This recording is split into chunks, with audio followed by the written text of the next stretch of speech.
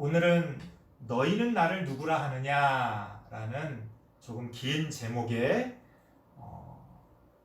설교 제목을 가지고 함께 말씀을 생각해 보겠습니다. 예수님께서 제자들과 다니시던 그 여행길에서 어느 날 예수님이 제자들을 불러서 이런 질문을 하십니다. 사람들이 나를 누구라고 하느냐? 이렇게 질문하세요. 여러 가지 의미가 있을 것 같아요. 인간적으로 생각해 보면 예수님 스스로 궁금하셨을 수도 있고요. 왜냐하면 남이 나를 어떻게 생각하는지, 남이 나를 어떻게 보는지 궁금할 때가 있잖아요. 하지만 또 예수님이시니까 단순히 그런 개인적인 궁금증 때문이 아니라 제자들에게 뭔가 교훈을 주시기 위해서 이런 질문을 하셨다고 볼 수도 있습니다. 자, 사람들이 나를 누구라 하느냐? 기다렸다는 듯이 제자들 사이에서 이런저런 대답들이 쏟아집니다. 우리가 아까 함께 읽지는 않았습니다만 오늘 본문 바로 앞구절에 보면 세례 요한이라고도 하고 엘리야라고도 하고 예레미야라고도 하고 이 사람들은 다 죽은 사람들이에요. 하지만 아주 유명했던 사람들. 그러니까 마치 너무 뛰어난 사람이 있으면 왜 누군가가 환생한 것 같다 라고 말할 때가 있잖아요. 비슷한 표현입니다. 사람들은 예수님의 어떤 뛰어난 점, 어떤 놀라운 점, 그런 부분들을 가지고 예수님이 누구와 같다 이렇게 생각하고 예수님을 바라봤다는 겁니다. 자, 예수님이 이제 다시 질문을 하십니다. 뭐라고 질문하시냐면, 그래? 사람들이 그렇게 이런 식으로 저런 식으로 나에 대해서 생각하느냐? 나를 그렇게 바라보느냐? 자, 그렇다면 너희는 나를 누구라 하느냐? 이런 질문을 하십니다. 남의 얘기를 할 때는 기다렸다는 듯이 대답을 쏟아냈던 제자들이 꿀먹은 벙어리가 됩니다. 왜 그런 거 있잖아요. 남의 얘기할 때는 좀 쉽고 편하게 하는데 막상 나에게 넌 어떻게 생각해? 라고 질문하면 뭐 생각이 없는 건 아니지만 좀 당황스럽죠.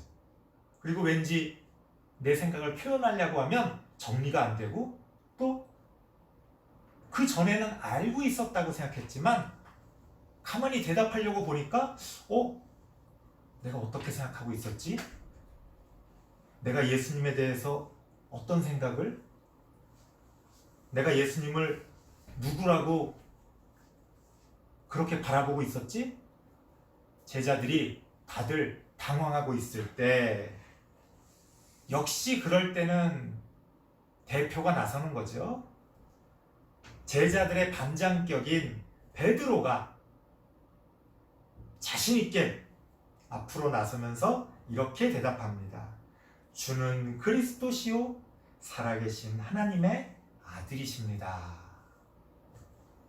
이거는 모범답안이에요. 오늘날까지도 우리 교회가 가장 모범답안으로 생각하는 그런 대답입니다. 흠잡을 데가 없는 대답이에요. 왜 그런 거 있잖아요. 선생님이 뭘 질문하셨는데 그 대답이 너무 뻔해. 어떤 학생의 대답이. 근데 틀린 말은 아니야. 하지만 원래 선생님이 질문하셨던 의도와는 안 맞을 때가 있잖아요. 지금도 비슷합니다. 이 상황을 우리가 다르게 볼 수 있어야 돼요. 물론 그 이후에 예수님께서는 베드로를 칭찬해 주십니다. 야, 너가 뭐 답을 제대로 알고 있구나. 하지만 그 이후에 이어지는 이야기를 보면 정말로 베드로가 그 모범답안의 의미를 제대로 알고 있는지 의문스러운 그런 어떤 예수님의 말씀과 상황들이 이어집니다. 자, 오늘 본문에서 우리가 중요하게 생각해야 될 부분은 어떤 부분일까요? 우리가 성경을 읽을 때 그 읽은 부분에 대해서 여기서 뭐가 중요하지? 여러분 국어 시간에 그런 거 배우잖아요. 뭐 주제, 소재, 뭐 어떤 대표적인 어떤 단어, 뭐 어떤 중요한 것들을 판단하는 그런 기준들을 배우지 않습니까? 만약에 어떤 글을 읽거나 어떤 사람의 말을 듣거나 어떤 영화를 봤는데 그 핵심 내용에 대해 엉뚱하게 알고 있다면 그거는 큰일 나는 거죠. 더구나 우리가 성경, 하나님이 우리에게 진리를 가르쳐 주시는 성경을 볼 때 어떤 게 중요한지를 잘못 판단하면 큰일이 나는 겁니다. 자, 오늘 읽은 본문이 사실은 좀 더 읽어야 될 본문은 길지만 목사님이 딱 2구절만 읽었어요. 첫 번째 15절은 뭐였냐면 예수님의 질문이었어요. 너희는 나를 누구라 하느냐. 두 번째 16절은 베드로의 대답이었습니다. 예수님은 그리스도시고 살아계신 하나님의 아들이십니다. 모범답안이죠. 자, 이 질문과 대답 중에 어떤 게 더 중요할까요? 오늘의 퀴즈입니다. 이 자리에 다 같이 모여서 예배 드릴 수만 있다면 사탕을 여러분들에게 준다거나 선물을 준비했어도 좋을 것 같은데 못 그러는 게 안타깝네요. 우리 나중에 또 모여서 함께 예배 드릴 때는 그런 시간들도 있었으면 좋겠습니다. 자, 여러분은 어떻게 생각합니까? 질문과 대답 중에 어떤 게 더 중요할까요? 만약 여러분들이 어떤 시험을 보는 사람이라면 왜 비슷한 문제들이 나오는 그 문제 은행식의 시험을 볼 때는 사람들이 급하면 답만 외웁니다. 답만 외워도 답을 맞출 수 있잖아요. 질문을 알아서 뭐해? 답을 알아야지. 그렇죠? 그래서 우리는 아주 흔히 답이 중요하다 이렇게 생각해요. 그래서 어떤 것에 대해서 목사님이 이제 여러분들 나이 때 학교 다닐 때도 많이 그랬는데 간혹 친구들이 와서 어떤 어려운 문제를 물어볼 때가 있어요. 그러면 목사님은 또 친절하니까 그 풀이 과정들과 그 문제의 의미에 대해서 이렇게 길게 설명을 합니다. 그때 목사가 아니었는데도 설교를 했던 것 같아요. 그렇게 길게 설명하면 친구들이 야야야야 됐고 답이 뭐야? 답만 가르쳐줘. 이렇게 얘기하는 경우가 많습니다. 왜? 답만 알면 어쨌든 문제를 맞출 수 있고 답만 알면 내가 뭔가를 알고 있다고 얘기할 수 있잖아요. 그래서 우리는 아주 익숙하게 답이 중요하지 이렇게 생각합니다. 하지만 과연 그럴까요? 때때로 특정 시험을 볼 때 성적을 잘 맞기 위해 답이 중요할 때도 있습니다. 하지만 그건 어디까지나 성적을 잘 맞는다고 하는 아주 좁은 목적을 위한 거예요. 하지만 우리가 학교를 다니는 게 단순히 시험 성적을 잘 맞는 겁니까? 슬프게도 그렇다라고 대답하는 친구들이 많다면 목사님은 너무 슬플 것 같아요. 아니죠. 그 공부를 통해 뭔가를 배우고 깨닫고 내 마음이 더 넓어지고 내 수준이 더 높아지고 우리가 그러기 위해 공부하는 거 아닙니까? 그러기 위해선 답만 중요하지 않죠.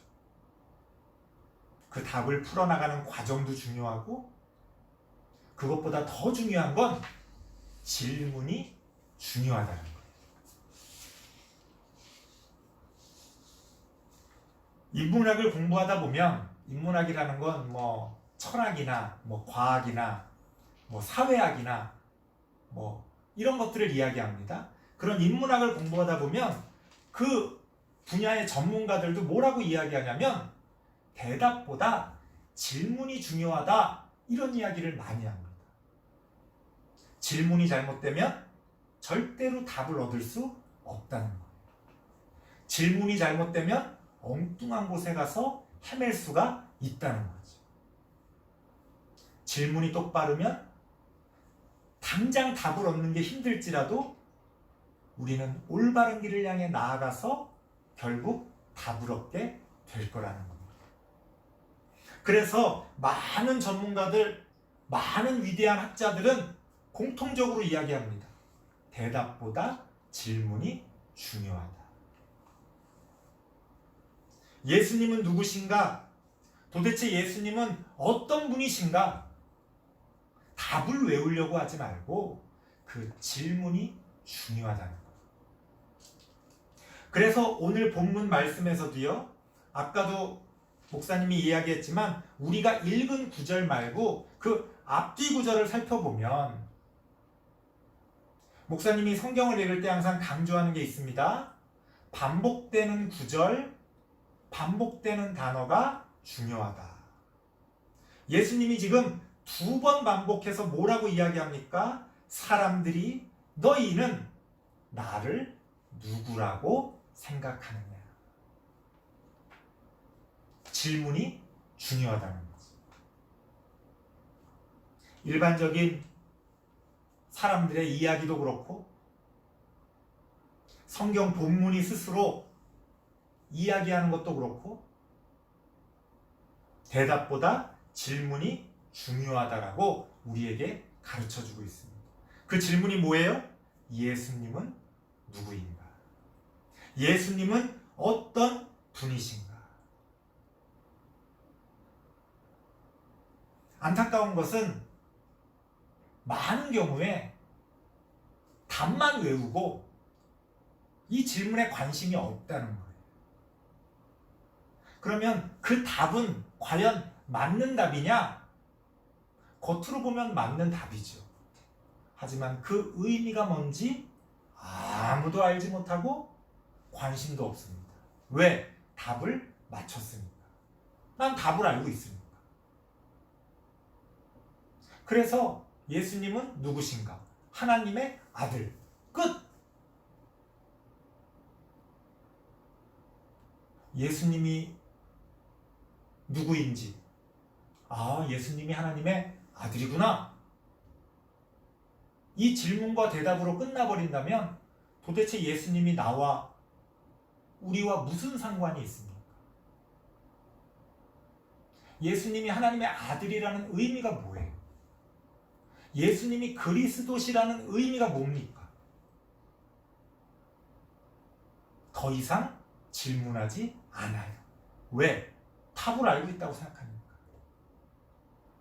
답을 알고 있다고 생각하는 사람은 더 이상 질문하지 않고 그렇기 때문에 더 이상 배우지 못합니다. 그래서 질문이 중요한 거예요.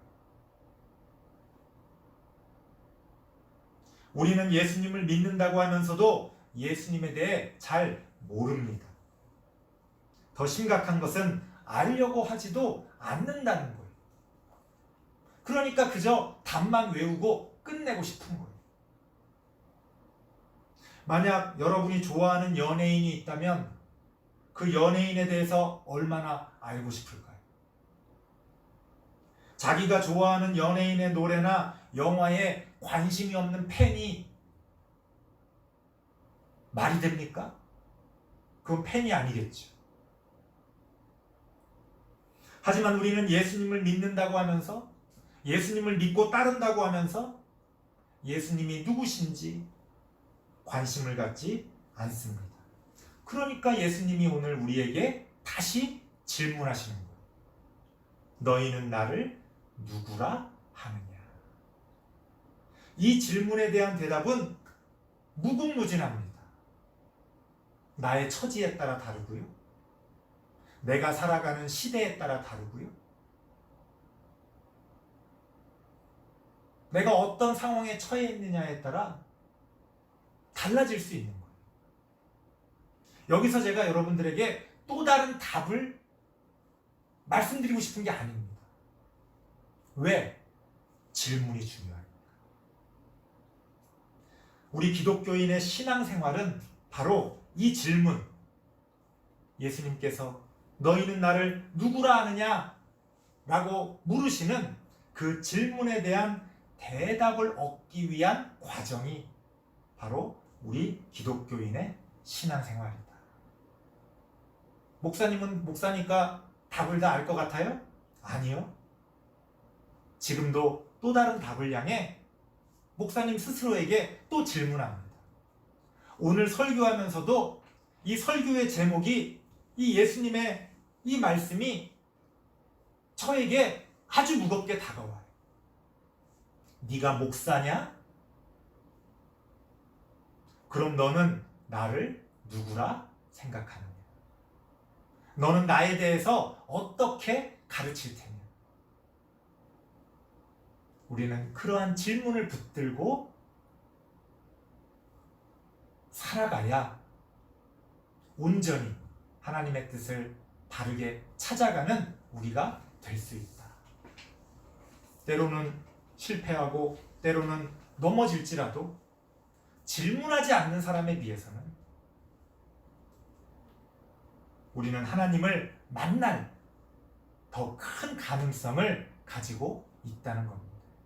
그런 의미에서 오늘은 여러분들이 대답이 아니라 질문을 붙들고